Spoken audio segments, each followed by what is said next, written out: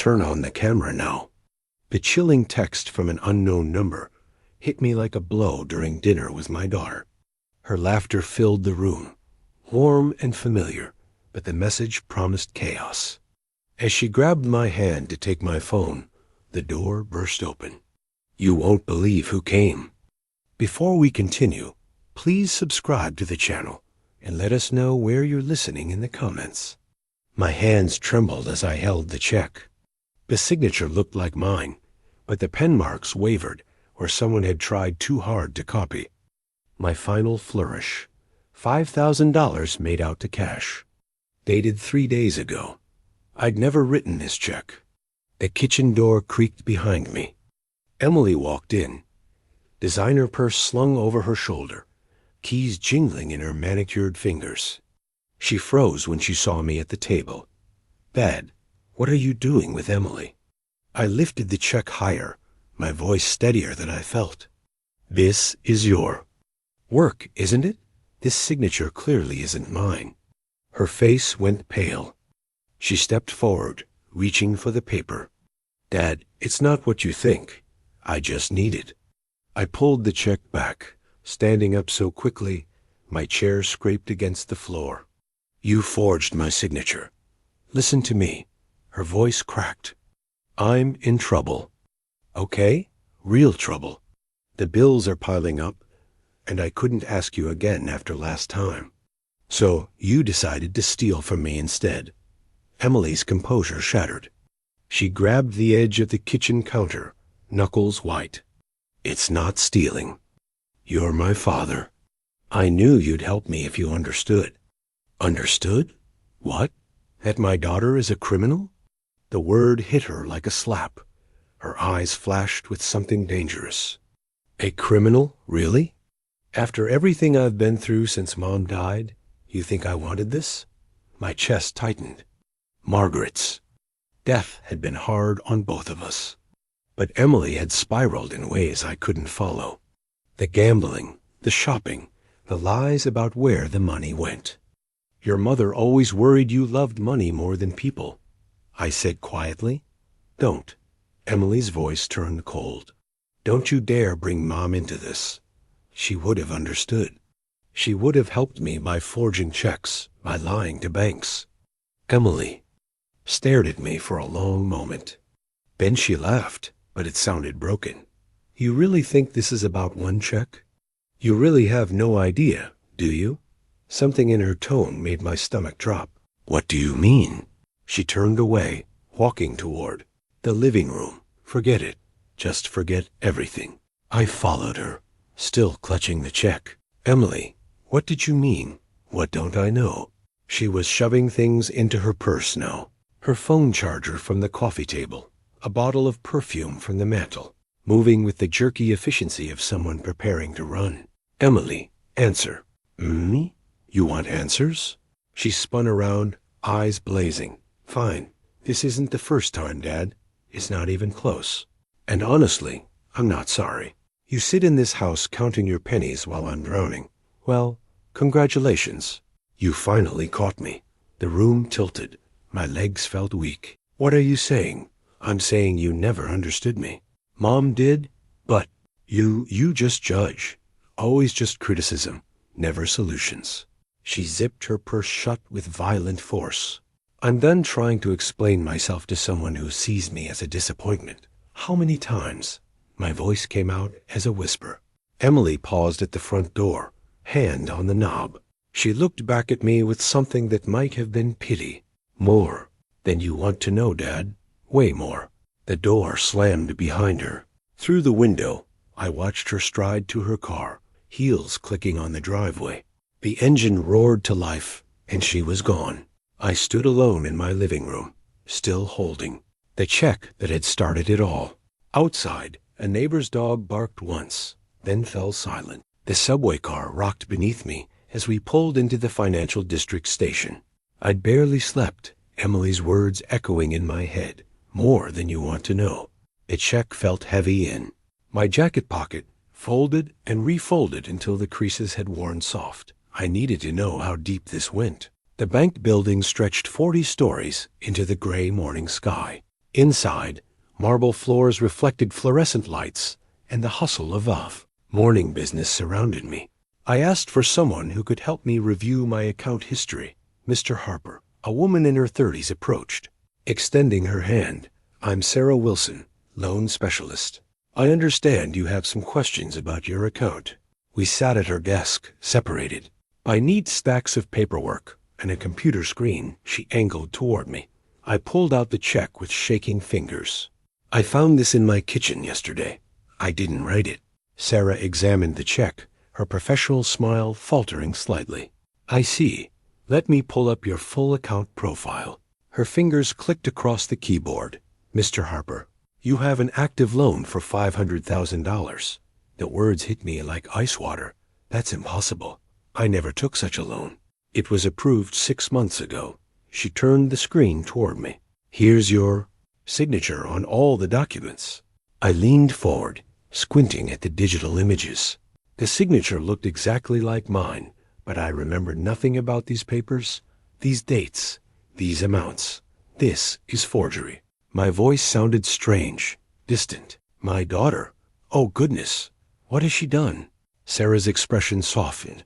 Mr. Harper, I'm so sorry. This is a very serious situation. If these signatures are fraudulent, we need to show me everything. For the next 20 minutes, she walked me through a trail of financial destruction. The $500,000 loan was just the beginning.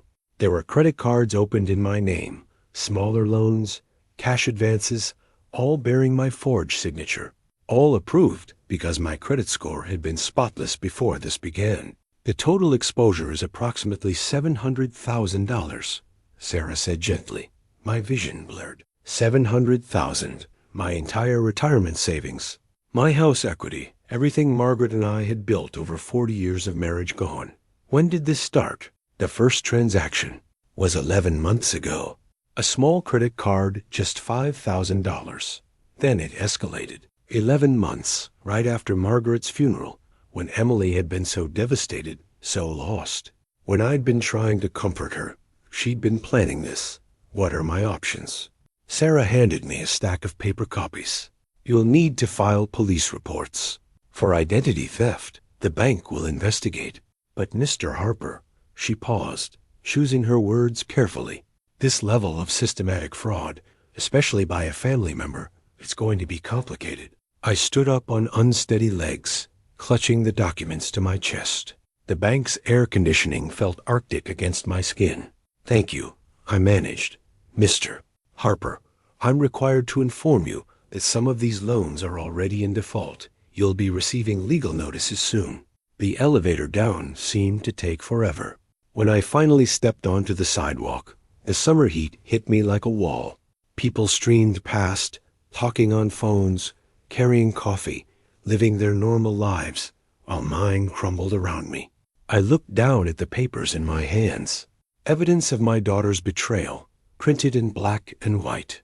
My keys hit the kitchen counter with a sharp clatter. The house felt different now, like walking into a crime scene. I spread the bank documents across the same table where I'd found that first check just 24 hours ago. $700,000. I arranged the papers chronologically, creating a timeline of Emily's deception. November 2024, first credit card. December, personal loan for $20,000. January, another credit card. February, the big one, the $500,000 mortgage against my house. My house. The one Margaret and I had bought as newlyweds, where we'd raised Emily, where Margaret had died in our bedroom upstairs. I walked into the living room, needing to see her face. Margaret's photograph smiled at me from the mantel, taken on our 30th anniversary. She'd worn her blue dress, the one Emily later borrowed and never returned. What would you tell me to do? I asked the empty room. Margaret had always seen through Emily's charm. She loves money more than people, she'd said once. After Emily had borrowed $200 and disappeared for a week, one day that's going to destroy someone, I defended our daughter, then called Margaret too harsh, too suspicious. Now I understood she'd been protecting me. Back in the kitchen, I pulled out a legal pad and started writing. My options were limited and all painful. I could call the police, file charges for identity theft and fraud. Emily would likely go to prison, or I could try to handle this privately, demand she make payments, somehow salvage our relationship. But the numbers told a different story, even if Emily wanted to pay it back, which seemed unlikely given her reaction yesterday. She didn't have $700,000. Nobody accumulates that kind of debt by accident. This was systematic, calculated theft. I picked up my phone, scrolled to Emily's contact. My finger hovered over the call button. What did I hope would happen? That she'd break down crying, apologize, promise to fix everything. That we'd hug and cry together like we had at Margaret's funeral. The woman who'd slammed out of this house yesterday wasn't that person. The woman who'd forged my signature dozens of times, who'd mortgaged my home without my knowledge, who'd looked me in the eye and called me judgmental. That woman was a stranger, but she was still my daughter. I set the phone down and walked to the window. Emily's childhood swing, set still, stood in the backyard, rusted but intact. I'd built it myself when she turned 7. Spent 3 weekends making sure every bolt was secure. The irony wasn't lost on me. I'd spent her whole life trying to keep her safe, and she'd grown up to be the person I needed protection from. My phone buzzed. A text from my old partner. Mike, haven't heard from you in weeks. Coffee this afternoon. Mike Reynolds, 25 years with the NYPD. Retired now, but still sharp as a blade. He'd seen every kind of family tragedy, every kind of betrayal. Maybe he'd know what to do when your own child destroys your life. I picked up the phone again, but instead of calling Mike, I found myself staring at Emily's number. She needed to know I discovered everything. Needed to know this wasn't going away. Whether I called the police or tried to work something out, she had to understand the magnitude of what she'd done. My finger moved to her contact. One call would start a conversation that would change everything between us forever. But silence wouldn't make the debt disappear or the signatures less forged.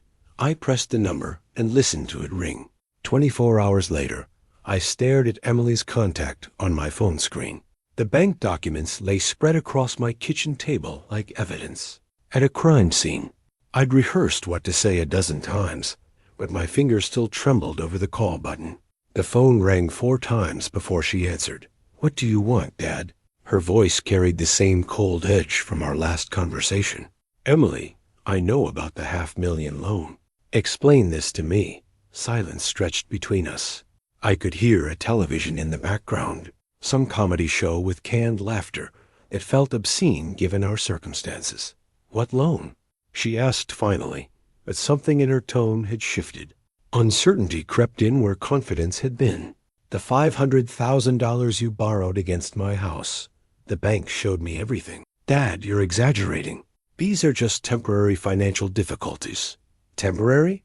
I gripped the phone tighter, my voice rising. I have 12 forged documents here, Emily. 12 credit cards, personal loans, cash advances, $700,000 total. The television went silent on her end. I pictured her reaching for the remote with shaking hands, the same way I'd reached for that first check. You went to the bank? Her voice came out small, like the little girl who used to ask for bedtime stories. I had to know how deep this went, and now I do. I picked up one of the documents, reading from it. November 15th, 24. Personal loan, $20,000. December 3rd. Another credit card. January. Stop. The word came out sharp. Just stop. Okay. I never meant for it to go this far. But it did go this far.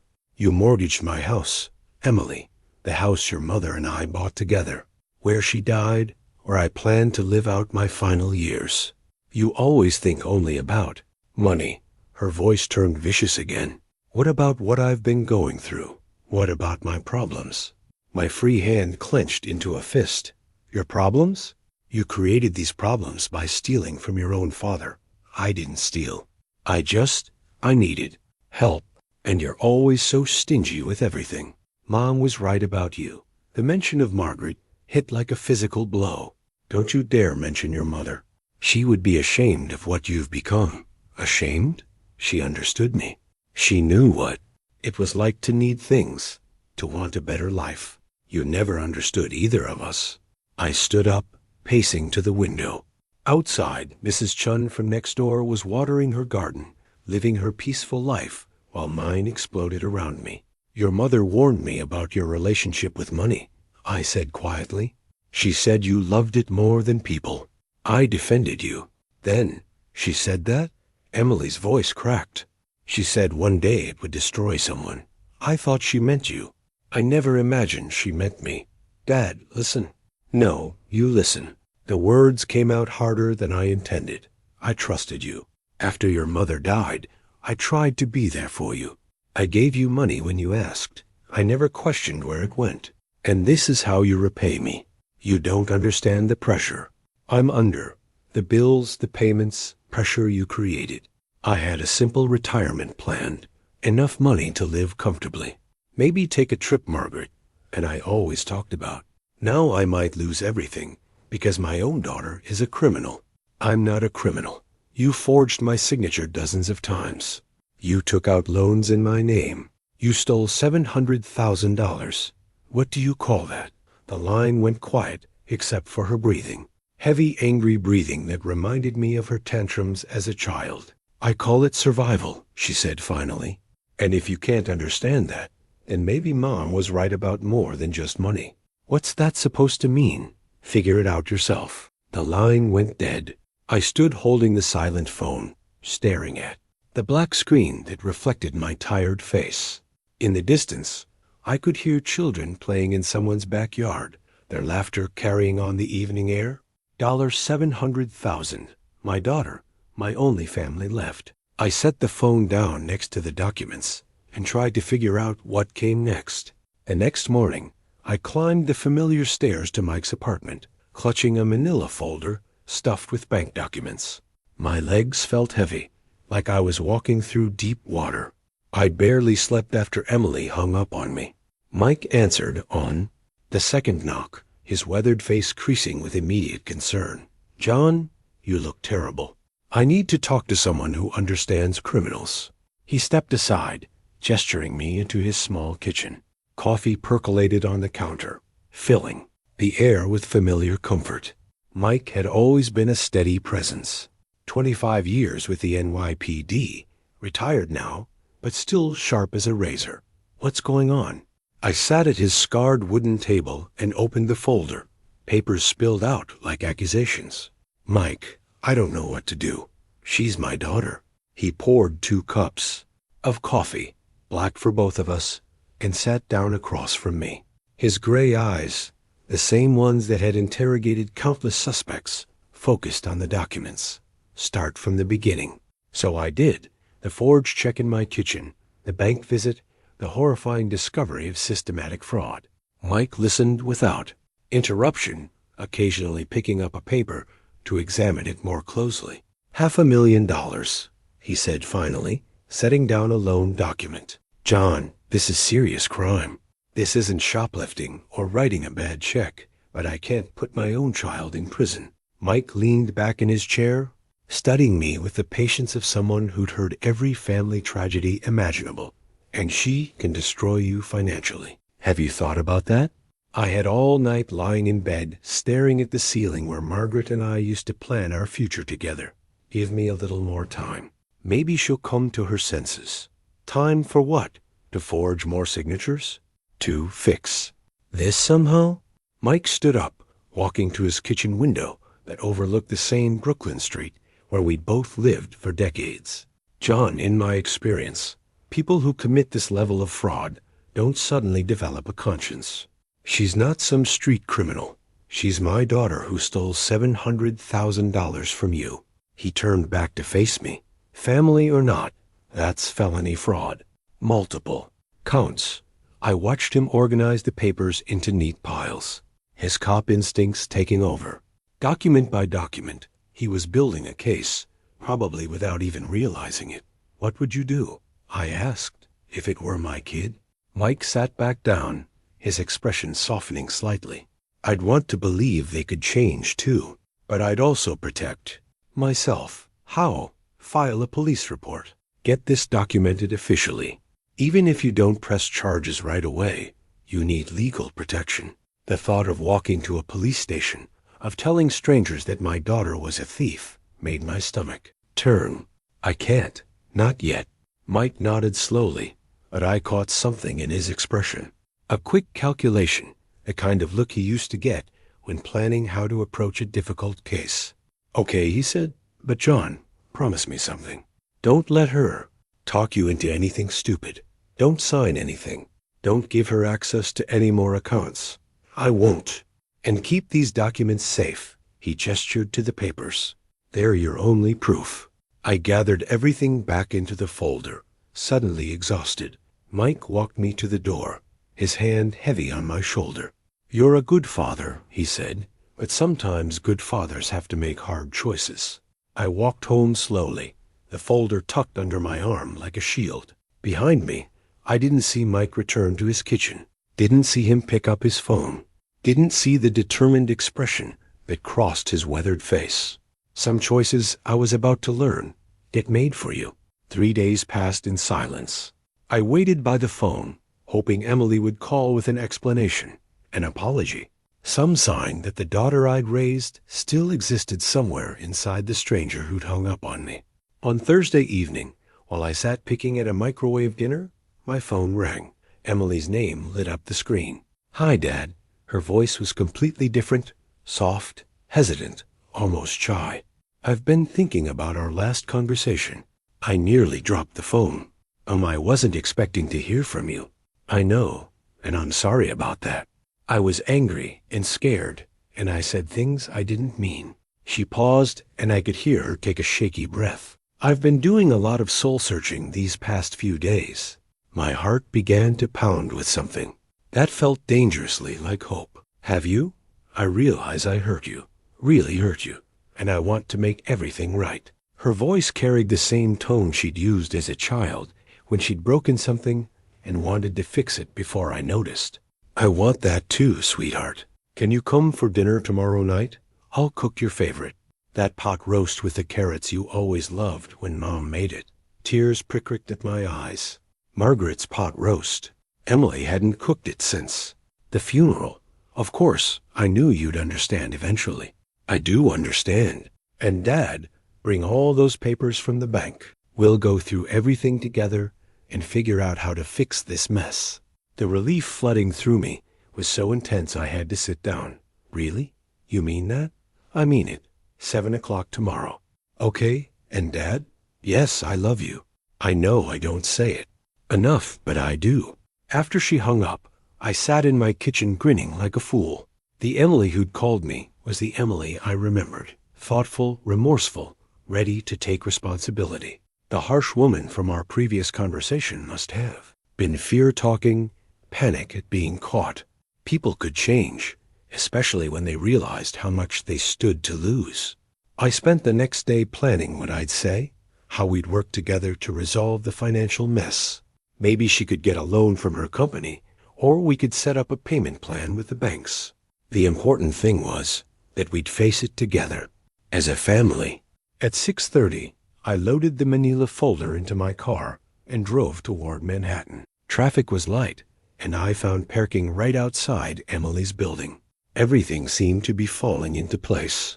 As I rode the elevator to her floor, I caught myself humming, something I hadn't done since Margaret died.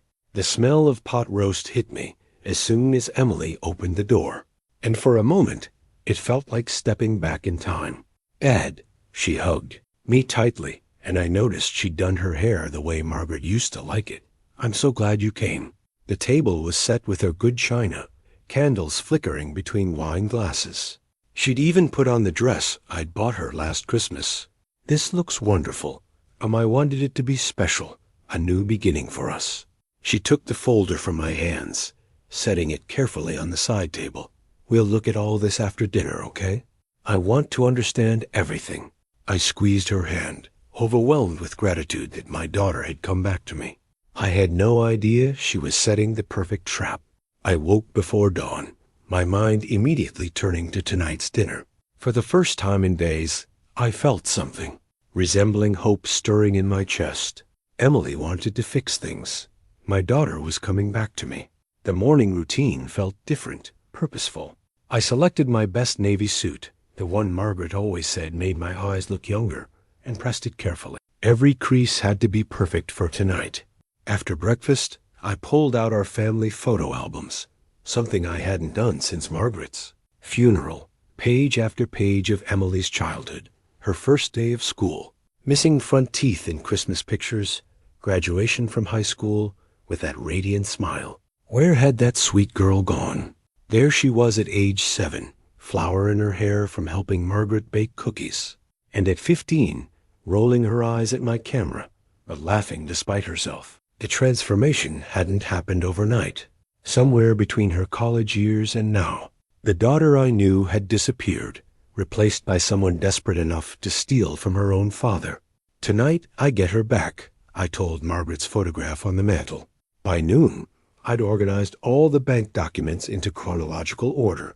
Each paper told part of the story of Emily's desperation, but tonight they'd also tell the story of our reconciliation. We'd worked through this together, create a payment plan, rebuild our relationship on honesty. The flower shop on 7th Avenue had white roses, Emily's favorite since she was small. Margaret used to buy them for her birthday every year. Special occasion? The elderly woman behind the counter asked. I'm reconciling with my daughter. Her face lit up. How wonderful. These will be perfect. I selected a dozen, asking her to wrap them in pale yellow paper. Emily used to say yellow was the color of new beginnings. The afternoon passed slowly. I cleaned the house again, though it was already spotless. Checked my appearance in the mirror a dozen times. Practiced what I'd say. Emily, we can work through anything together. I love you more than you'll ever know. At 5 o'clock, I called a cab. The documents went into my old leather briefcase, the flowers cradled carefully in my arms. Margaret's engagement ring, which I'd been saving for Emily's wedding day, went into my jacket pocket. Maybe tonight I'd give it to her anyway, as a symbol of trust restored. The subway ride to Manhattan felt eternal. Other passengers hurried past, lost in their own lives, while I clutched the briefcase that contained the evidence of my daughter's crimes and our path to forgiveness. Emily's building rose before me, glass and steel reaching toward the darkening sky. I checked my watch. 6:55 p.m. Perfect timing.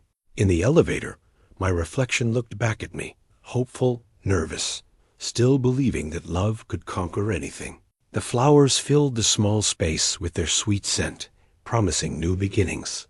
Tonight, everything would be different. The elevator doors opened to reveal Emily waiting in her doorway, stunning in the blue dress I'd bought her last Christmas. She rushed forward, embracing me with what felt like genuine warmth. Dad, you look wonderful. She took the flowers, burying her face in the petals.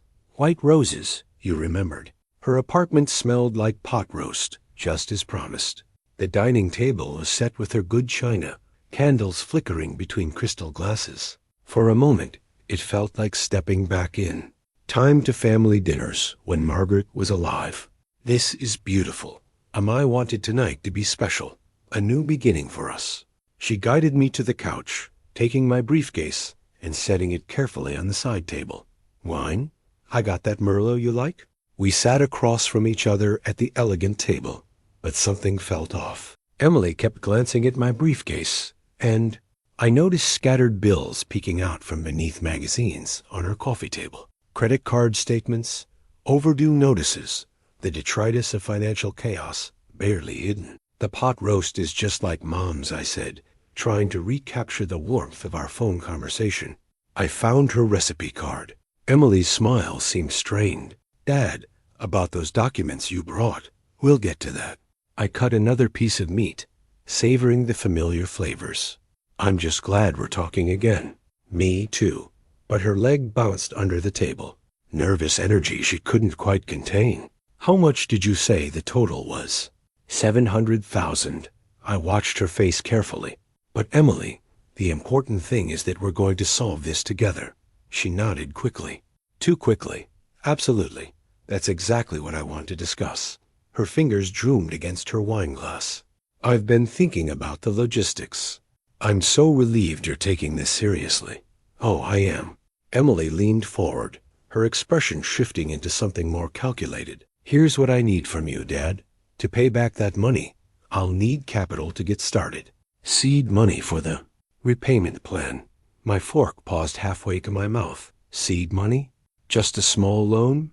Maybe a H100,000 to begin with. I have investment opportunities that could generate the income to pay you back quickly. The pot roast turned to ash in my mouth. Emily, you owe me $700,000. I didn't come here to loan you more money. But Dad, think about it logically. Her voice took on the patronizing tone she'd used as a teenager when explaining why she needed a later curfew. I can't make money to pay you back if I don't have money to invest. I set down my fork, staring at my daughter across the candlelit table. Are you seriously asking me for more money? I'm proposing a business solution. Emily's mask of sweetness was slipping. You want your money back, right? This is how we make that happen. Emily, this is absurd. You stole from me. You forged my signature dozens of times. You mortgaged my house. And now you want me to give you more. It's not giving, it's investing. Her voice rose sharply. You're being incredibly short-sighted about this. I pushed back from the table, my chair scraping against the hardwood floor. I'm being short-sighted. You committed multiple felonies. Everything I did was for survival. Emily stood as well, her forehead finally cracking completely. You have no idea what kind of pressure I'm under, what it's like to live in this city, to maintain any kind of decent life. So, you decided to destroy mine instead. I decided to use resources that were ultimately going to be mine anyway. She gestured wildly around her expensive apartment. When you die, I inherit everything. I just needed access to some of it now. The words hit me like physical blows. This wasn't my daughter speaking. This was a stranger wearing Emily's face, coldly calculating my death as a business opportunity. Get out, she said suddenly. What? Get out of my apartment. Take your moral outrage and your self-righteousness and leave. Emily moved toward the side table where my briefcase sat. And take these documents with you. I reached for the briefcase, but she was closer. Our hands collided on the leather handle. Give me that, I said. No. Her grip tightened. I think I'll keep these. We stood there both holding on to the briefcase, our faces inches apart. In her eyes, I saw nothing of the little girl who used to beg for bedtime stories, only cold calculation and barely controlled rage. My phone buzzed in my pocket. The police officers moved through Emily's apartment with methodical precision, their cameras flashing as they documented every scattered document. I stood by the window, watching them work, still holding my phone with that mysterious message glowing on the screen. Mr. Harper, Detective Morrison approached me. His notebook ready. We'll need a formal statement about the crimes committed against you. I nodded numbly, unable to process how quickly everything had changed. An hour ago, I'd been hoping for reconciliation with my daughter. Now she was in handcuffs, and strangers were photographing evidence of her betrayal. These documents will become evidence in the prosecution, Morrison explained, carefully bagging each paper. The originals with the forged signatures are particularly important. Will I be testifying in court? Most likely, yes. Your testimony will be crucial for establishing the timeline and extent of the fraud. He paused, studying my face. Are you all right, sir? This has been a traumatic evening. Traumatic felt like an understatement. Detective, how did you know to come here tonight? How did you know about the dinner? The timing? Morrison exchanged a glance with his partner, then smiled slightly. You have very caring friends.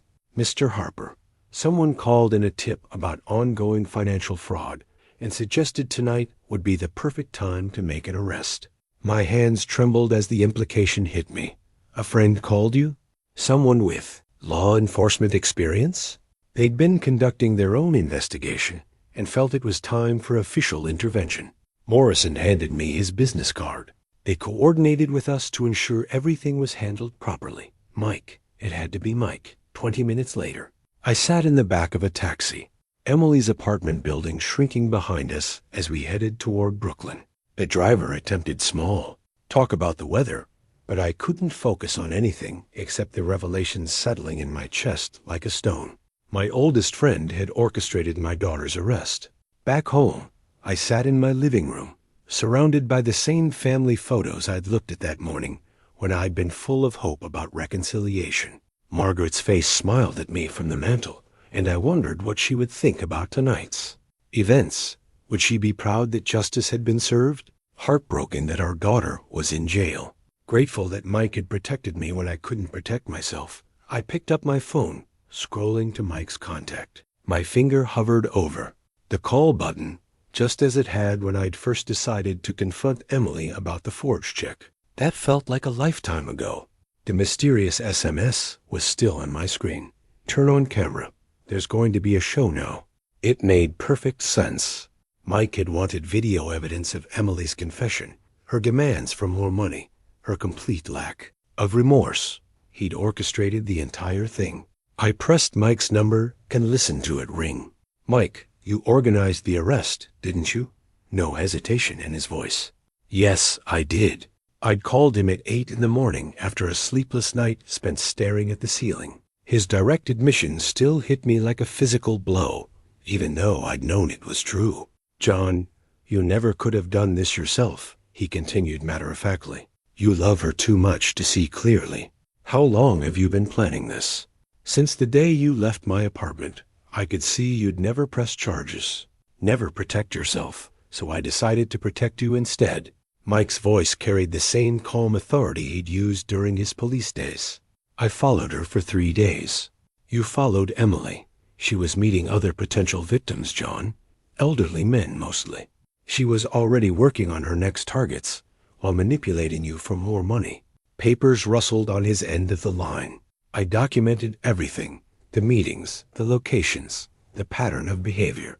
My coffee mug sat forgotten on the kitchen table, growing cold, while Mike explained how he'd spent those days gathering evidence, like the detective he'd always been. I contacted Detective Morrison on Tuesday. Old colleague of mine, good man. Showed him the documents you'd given me, plus my surveillance photos. They'd been looking for someone matching Emily's profile. The SMS last night, that was you. I needed video evidence of her demanding more money from you. Proof that she had no intention of making restitution. Mike paused. I was watching from across the street, John, when I saw her grab your briefcase, saw the argument escalating. I sent the text and called Morrison. I walked to my window, looking out at the quiet Brooklyn street, where Mike and I had been neighbors for 20 years. You could have told me. No, I couldn't. You would have tried to stop me, or warned her, or found some way to sabotage your own protection. His tone softened slightly. Friends protect each other even when it hurts. She's going to prison. She belongs in prison. John, if I hadn't acted, he'd be bankrupt within a year. She was bleeding you dry and moving on to other victims. How many elderly people should suffer because you can't face the truth about your daughter? The words stung because they were accurate. I would have kept hoping, kept believing she could change, right up until she destroyed me completely. What happens now? Now you testify when the time comes. You tell the truth about what she did to you. The prosecution has a solid case. They'll probably offer her a plea deal to avoid trial. I sat back down at the kitchen table, suddenly exhausted. I don't know how to feel about this. Feel grateful that someone cared enough to do what you couldn't do yourself. Mike's voice was gentle now. Feel relieved that your financial future is secure. Feel proud that you're finally holding her accountable. Will you come to the hearing with me? Of course. We'll face this together, just like we faced everything else over the years.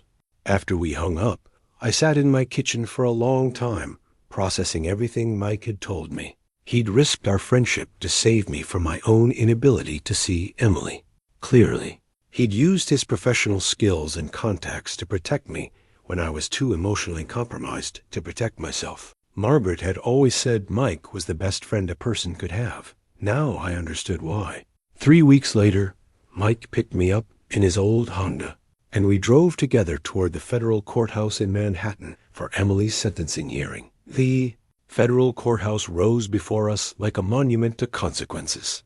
its limestone columns stark against the July morning sky.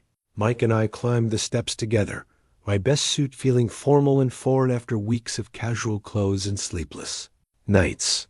"Ready for this?" Mike asked, straightening his own tie. "As ready as I can be."